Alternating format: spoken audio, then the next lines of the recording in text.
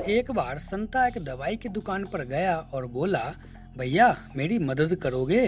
Chemist बोलता है, हाँ हाँ बोलो क्या बात है।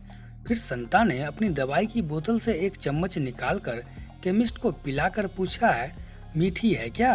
केमिस्ट बोलता है, नहीं तो क्या है ये? संता बोलता है, बस यही पूछना था। दरअसल डॉक्टर ने बोला था यूरिन टेस्ट करवाओ, कहीं यूरिन में शुगर तो नहीं है।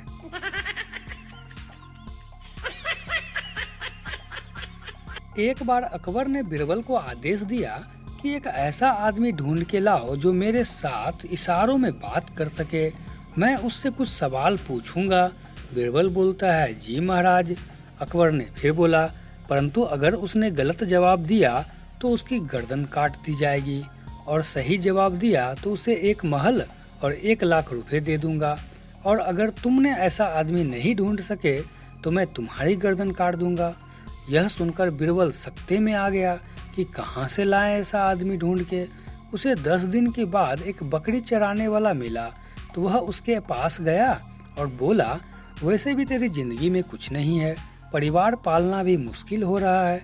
तो बकरवाल बोलता है, बिल्कुल हुजूर आप सही कह रहे हैं।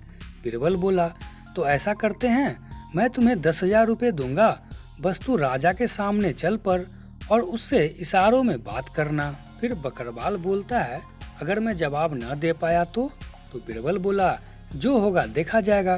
तू मर भी गया तो कम से कम तेरे घर वाले तो मेरे दिए हुए पैसे से आराम से जिंदगी तो काट लेंगे। बात बकरवाल की समझ में आ गई और वह पहुंच गया दरबार में। अकबर ने उसे 1 उंगली दिखाई तो बकरवाल ने उसे 2 उंगली दिखा दी। अकबर ने फिर इशारे से पूछा, क्यों? तो बकरवाल ने 1 उंगली आसमान की तरफ करी और फिर दूसरा उंगली बादशाह की तरफ कर दी। अकबर मुस्कुराने लगा और उसने अपने हाथ को हवा में हिलाया और पूछा, क्यों? बकरवाल ने अपनी पैंट नीचे की और अपना सामान हाथ में पकड़कर राजा के सामने हिला दिया।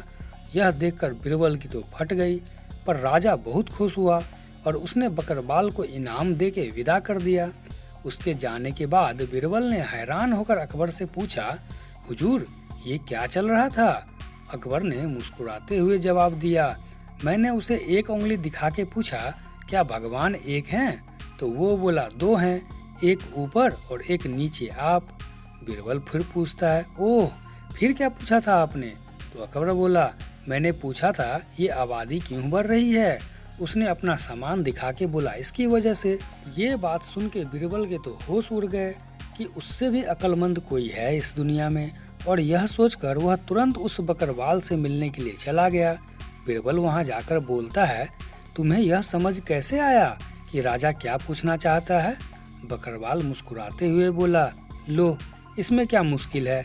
राजा बोला 1 बकरी देगा तो मैंने बोला 2 ले ले, ऊपर वाले ने बहुत दे रखी है। बिरबल हैरान होते हुए पूछा, और दूसरी बार? बकरवाल बोला, फिर राजा ने पूछा, सब बकरी देगा? तो मैंने कहा, ये मेरा सामान ले ले।